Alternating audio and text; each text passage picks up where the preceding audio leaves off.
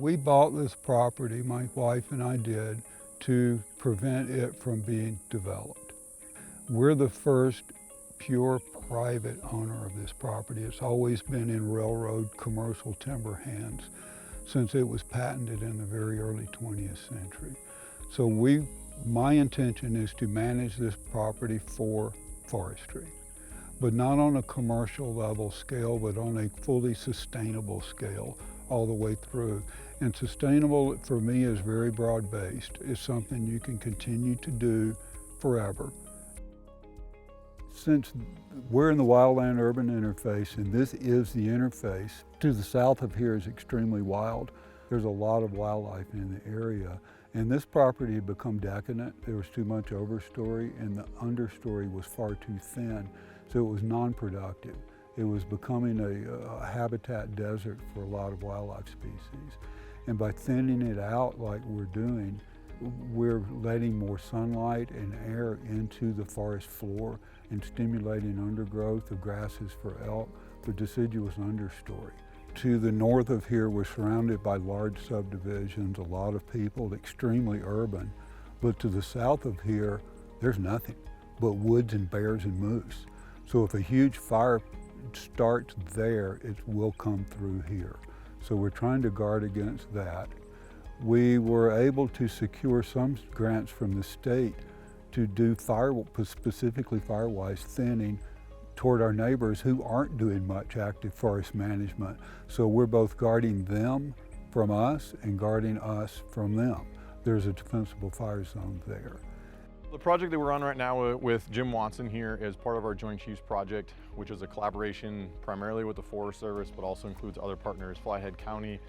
There's another cost share program or grant system, Northwest Montana Hazardous Fuels, that was a part of this. Montana FWP is a part of this. There's multiple partners that are involved in the development of this project that we're in right now. And so yeah, this is a multi-year approach that we've been taking with the Forest Service and NRCS and other private landowners. So it's been super cool to see the whole thing take place. And Jim was one of those initial landowners that had expressed interest. He's got a very large property that needs a lot of management, and this program fit very, very well in his goals and objectives for what he wanted to see done with the property and helping him achieve those. The two primary things that we're out here trying to do are the fuels mitigation side of it for wildfire reduction, and also the forest health, trying to leave it better than when the landowner inherited it. From the fuels mitigation side, we're never going to be able to address a property and remove wildfire from the landscape and just totally mitigate against it. It's part of our natural ecosystem up here. It's how all these species out here adapted over time with the periodic fire regimes.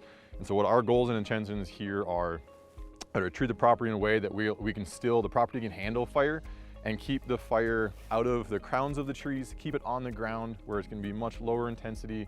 The fire crews can get in here and still actively manage it. And then also trying to certain things with the Douglas fir being heavily impacted by the dwarf mistletoe. We have other species here. We have a ponderosa pine. We've got the western larch that we're trying to help promote, to help sort of shift away from some of those heavily impacted species and get into those more healthy, fire resilient, disease and insect resilient species, while also trying to promote some of that wildlife habitat. So everything we're trying to do out here with Jim's goals is a very wide ranging, trying to touch on everything, which makes it really exciting because we get to kind of do all sorts of the different forestry aspects all at the same time. Obviously, a lot of the motivation for this work is fuel mitigation. Our fires do come out of the southwest and track northeast. So if a catastrophic wildfire were to start, it would travel towards town from here. We're also doing a lot of work to improve the wildlife habitat out here. We're going to create some excellent habitat for elk and deer and turkeys and other non-game species.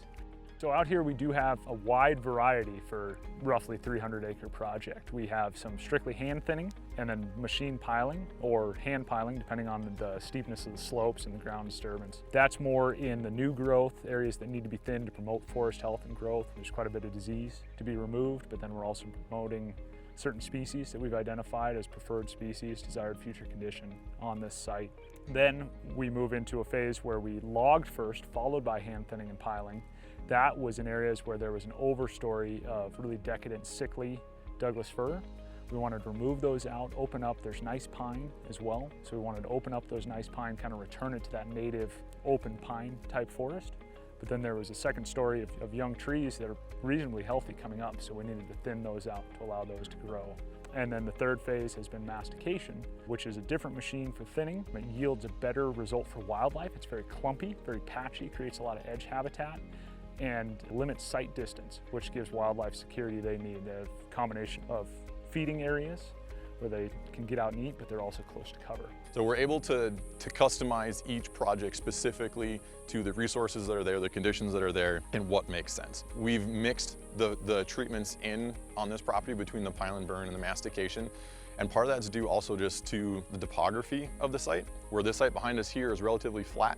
And so we're able to get the machinery in without doing much for soil disturbance. Where on some of the steeper sites is where we've had to do the pile and burn because we can't get the mastication equipment in there without tearing the site up. So those areas are hand piled. It's a softer approach on the ground. It was only until working with these forestry properties that I even realized NRCS did forestry work too. It wasn't just cotton and soybeans and rice. And so that's been a real breath of fresh air to have that technical assistance available and the grant opportunities available. It truly is a game changer. We came upon the Joint Chiefs project because of Sean Johnson with NRCS. He actually came to our Fire Safe Flathead or our local Fire Safe Council meetings and approached the forest or myself to see if we were interested in partnering with them to do a Joint Chiefs project. The project entailed primarily just fuel reduction type of work, majority just non-commercial, small diameter tree thinning and piling and pile burning. And then we actually got some funding to construct a couple critical segments of road to tie together fuel breaks and to provide better firefighter ingress and egress into high priority areas. The location of the project being on the west side of the Flathead Valley and with that prevailing wind direction and large fires tending to move from west to east, we've already connected over 20 miles of fuel breaks across the National Forest in multiple ownerships. So being able to do that work in advance of a wildfire is much easier, a lot less stressful, safer because we're not trying to complete that work in a rushed fashion with a fire bearing down on us. So it's a lot easier and safer to do that work on the front end. And then hopefully when we do have the inevitable fire that tests these fuels treatments or comes into this area, firefighters will have a much more desirable fire behavior to deal with. And then the fire effects, the post-fire environment, we're much more likely to have a healthy, intact, functioning forest after a wildfire instead of stand replacement type of wildfire where we would lose the majority of the overstory trees. I would say working with partners is really to make a landscape level difference. We kind of have to ignore the boundaries and be able to work on both the private and the federal side or the state side of these property lines because fires don't know boundaries. They don't know administrative or property boundaries. So collaborating with partners enables us to make a landscape scale difference and not just have a patchwork of fuels treatments, but actually have connected, meaningful fuels treatments. The work that was done on Jim Watson's property was done last June of 2023. When we were out here a year ago, it was in the middle of the actual operation. So the machinery was out here, the ground was super disturbed and torn up. Very little grass growth because it had all been disturbed from the equipment. And as we've driven around his property today, looking at all the sites that were treated, the grasses are coming back, the forbs and the shrubs are all coming back. It's just a year post-treatment, looks extremely good. Jim's talked about how the wildlife have really responded and he now has a resident herd of elk that stay here versus just using it as a transient property and coming through from time to time. With the work that's been done with the vegetation, the forage we've been able to create has really created an improved wildlife habitat. That was Jim's goal overall, is really drive home the wildlife perspective, and we've been able to do that through this project. My family takes a long-term view on forestry. Trees live much longer than we do. We're fairly short-lived when compared to a ponderosa pine that can live 800 years or a western larch that can live to 1,200. And so my son will inherit this property and we will not develop it. More than likely it'll end up with a conservation easement on it. But I would love to come back in 500 years and see some really giant pine trees here. That would make me so happy. And some big larch snags. They got big and then died and the tops broke out and there are owls living in them and things like that. That's one of my fantasies. It's all part of this big, huge continuum.